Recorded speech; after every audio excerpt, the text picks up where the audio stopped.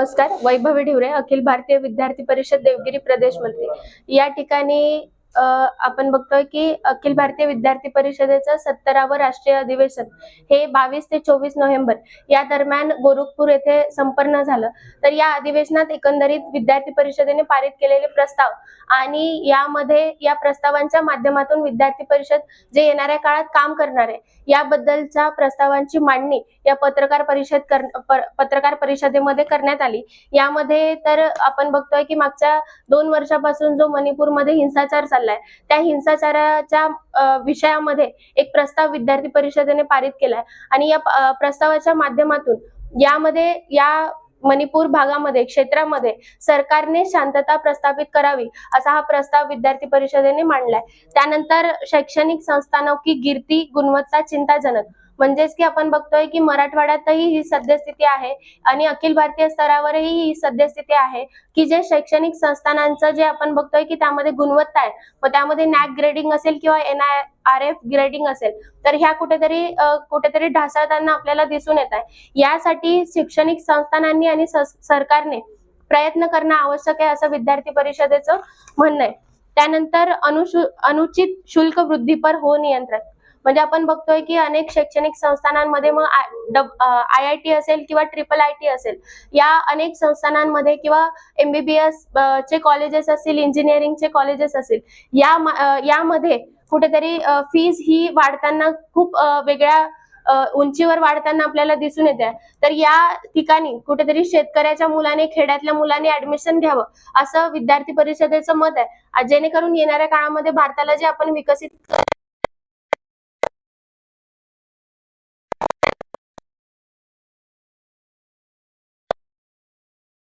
त्यानंतर आपण बघतोय की जे महाविद्यालय परिसरातले कॅन्टीन आहेत या कॅन्टीन्स मध्ये जे प्रोसेस फूड आहे जे आपण म्हणतोय पॅकेज फूड आहे तर हे पॅकेज फूड कुठेतरी बंद व्हावं आणि येणाऱ्या काळामध्ये जैविक पदार्थ त्या ठिकाणी त्या कॉलेज कॅम्पसमध्ये आपल्याला दिसून यावेत अशी विद्यार्थी परिषदेची मागणी आहे. यासाठी सरकारने आणि शैक्षणिक संस्थानांनी पण यामध्ये लक्ष घालून विद्यार्थ्यांना जे आपण बघतोय की जे म्हणजे प्रोसेस फूड देण्यात येतं त्या माध्यमातून मग विषबाधा असेल विद्यार्थ्यांचं हेल्थ जे आहे आता कुठेतरी कमकुवत झालेलं दिसून येतं.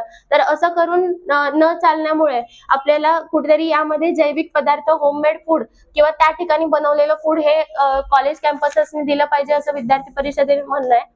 त्यानंतर आंतरराष्ट्रीय मंचों पर सदी हुई कूटनीति करता भारत ज्याप्रमाणे भारताने G20चं नेतृत्व केलंय आता ब्रिक्सचं नेतृत्व केलंय तर अशाच प्रकारे भारताने येणाऱ्या काळातही या पद्धतीचं नेतृत्व करून जे आपल्या या भारतातल्या प्रत्येक नागरिकाचं प्रत्येक माणसाचं स्वप्न आहे जे आपण हृदयात घेऊन मागच्या अनेक वर्षापासून काम करतोय ते म्हणजे की विकसित भारत ऍट 2047 हे कुठेतरी पूर्ण होताना आपल्याला दिसून यावं अशा प्रस्तावाची मांडणी या अधिवेशनामध्ये करण्यात आली.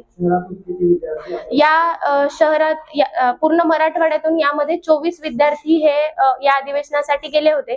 शहरातून 7 विद्यार्थी या अधिवेशनासाठी त्या ठिकाणी गेले होते. यामध्ये या अधिवेशनामध्ये राष्ट्रीय अध्यक्ष म्हणून पुनर्निर्वाचित राष्ट्रीय अध्यक्ष म्हणून प्राध्यापक डॉक्टर राजशरण शाहीजी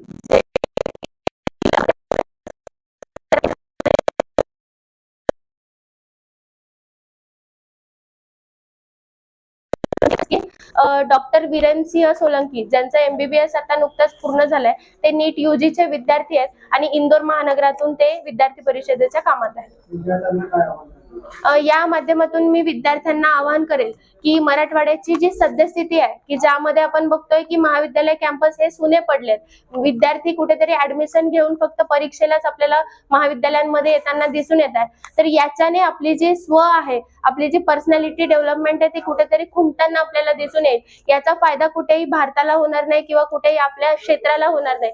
तर माझं आवाहन विद्यार्थ्यांना एवढंच आहे की तुम्ही जे ऍडमिशन घेतलंय किंवा तुम्ही जे करिअर ओरिएंट तुम्ही केलेलं आहे तर त्यामध्ये तुम्ही तुमचा 100% देऊन कुठेतरी महाविद्यालयातली जी अनुपस्थिती आहे त्यावर स्वतःच आळा काढून त्यामध्ये विद्यार्थ्यांनी जास्तीत जास्त संख्येमध्ये महाविद्यालय कॅम्पसमध्ये उपस्थित राहावं असं आवाहन या मंचाच्या माध्यमातून मी विद्यार्थ्यांना करू इच्छिते. आता सध्या जर आपण महाराष्ट्राची असेल किंवा भारताची स्थिती बघतोय तर महिला कुठेतरी असुरक्षित आहेत असा भाव आपल्याला अनेक नागरिकांच्या किंवा पालकांच्या मनात आहेत. तर यासाठी महाविद्यालय कॅम्पसमध्ये विशाखा समिती असेल किंवा आजूबाजूचे जे पोलीस स्टेशन असेल यांनी सतर्क राहून कुठेतरी दामिनी पथक सारखे, निर्भया पथक सारखे पथक हे जास्तीत जास्त प्रमाणात ऍक्टिव्ह करावे. यासाठी विद्यार्थी परिषदही या माध्यमातून निवेदनं असेल किंवा आंदोलनं, निदर्शनं असेल या विषयामध्ये करत आहेत. आणि येणाऱ्या काळामध्येही काही असेल म्हणजे या विषयात काही झालं तर विद्यार्थी परिषद सरकारला खडा जाब विचारून राहील. आणि महाविद्यालय परिसरांमध्ये जी विद्यार्थिनींची सुरक्षा आहे या विषयात पण प्राध्यापकांच्या काही नॉर्म्स जे आहेत याची अंमलबजावणी होते का नाही या विषयात पण विद्यार्थी परिषद येणाऱ्या काळामध्ये लक्ष ठेवेल. महाराष्ट्रात एकूण जवळपास 3 लाखाच्या प्लस सदस्य संख्या ही विद्यार्थी परिषदेची आहे. Subscribe now and press the bell icon. Never miss an update.